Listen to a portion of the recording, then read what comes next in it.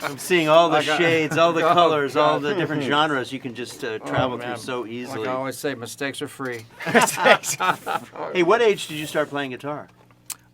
Really got into it seriously around 10, but Okay. got into music around 7 or 8.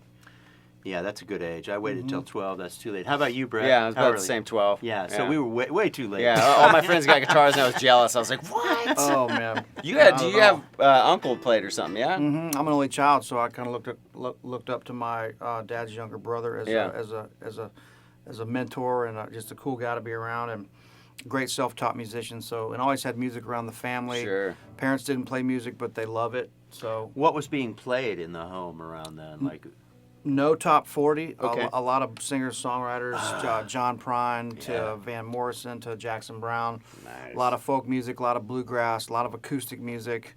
And then at the same time, my uncles would play me Jean-Luc Ponty and jazz and a bunch of all kinds of different stuff like that.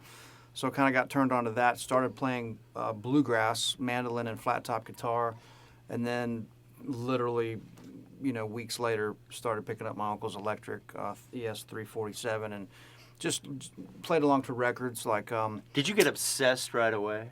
I mean, were you just doing it all the time? I was pretty obsessed right away, and I was so young, and there was so much music around me, and our friends and everybody that was into the music. I didn't really even see it as being a choice. I just did it. It's like it's a lifestyle. Just something that we did. Yeah, That's awesome. Mm-hmm.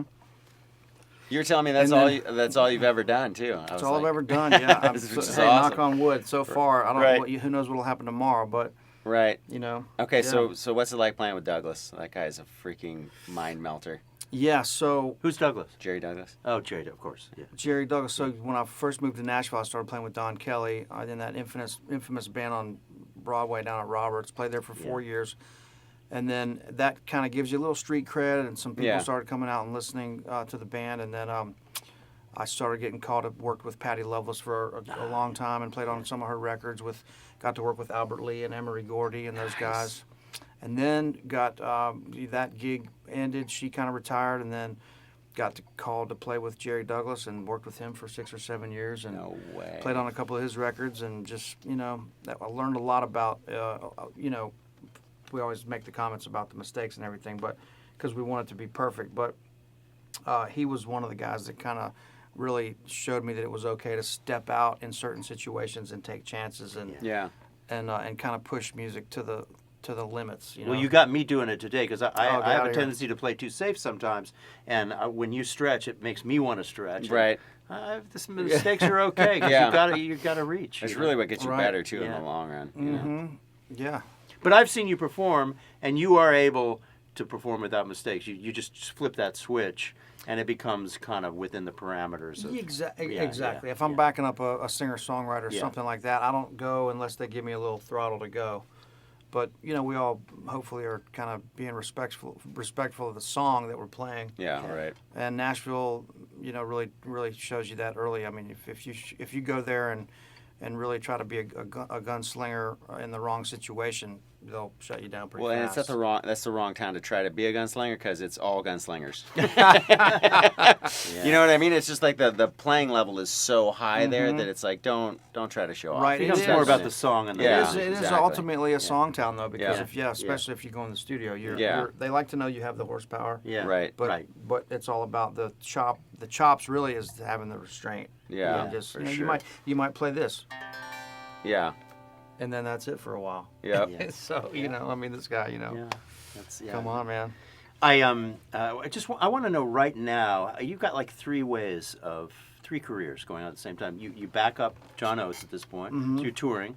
You've also got Artist Works where you're teaching, and then you've got an artist career too, where you do your own music. And didn't I see that you were actually producing a few things lately too? A little bit custom projects here and there, and I don't know if my own career as far as making a couple records here and there. I don't know if I can even call that an income stream at this point. You got to start somewhere. That's like a write-off. Right. I kid, but that, and I mean, just I've always kind of, since I was brought up, not being around a lot of top 40 music, I always gravitated towards just a lot of, a blend of American roots music, I think is probably how you describe my style of playing and the stuff that I enjoy the most. So I never really learned how to play rock and roll guitar. I mean, I can rock out if I need to and that kind of thing, but I'm not like a really great pop musician or rock and roll musician. My stuff kind of gravitates more, Brett knows, I mean, I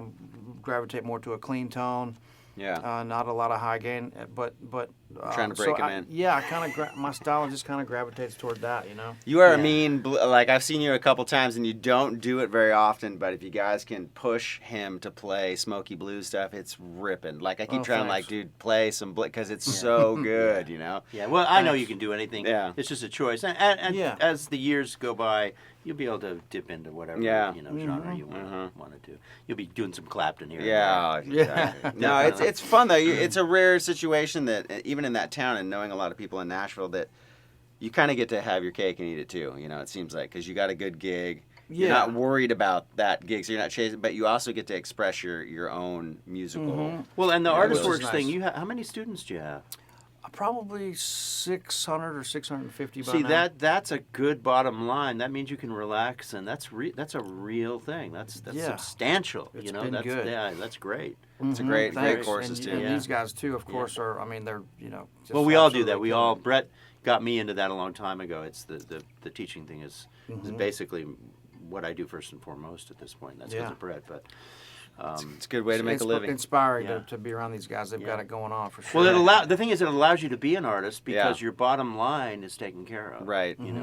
Well, and not only that, but you get to do what you want, how you want to do it, and it doesn't matter. The world's so big that there's gonna be people that gravitate to your sound and your thing. So it's like an open frontier, Yeah, there's a little something for everybody. That's out right. there. That's right. Well, dude, I can't wait to hear what happens next. Let's just close out with a little bit of 12-bar something or other. Something or other. Done. Pick a key. I'll get sort of a tempo,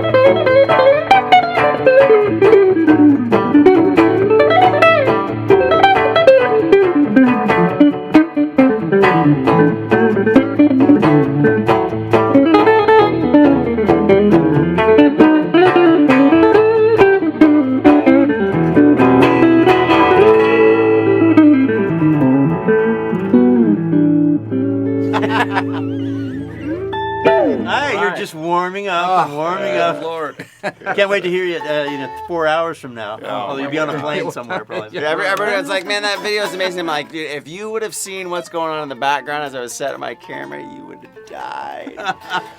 So good. So much good stuff. Thanks, Guthrie. Thank you, Tim. Appreciate it, man. See you on the next one. Big time. Brett? Yes, sir. Woo. Brett, thank you, man, for No worries. arranging all this. Oh, please, come on. And it had to be done. playing, had man. to be done.